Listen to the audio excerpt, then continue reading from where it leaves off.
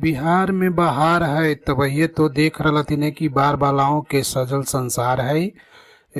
हजारों हजार के संख्या में लोग जे हथिन कोरोना के गाइडलाइन के किस तरह से धजिया उड़ा रहलथिन जे देखथिन। नाइट कर्फ्यू अभी भी बिहार में लागू है, लेकिन लोग जे हथिन बार बालाओं के साथ मजा ले रहलथिन और प्रशासन के एकरा ऊपर कोई सुध न है।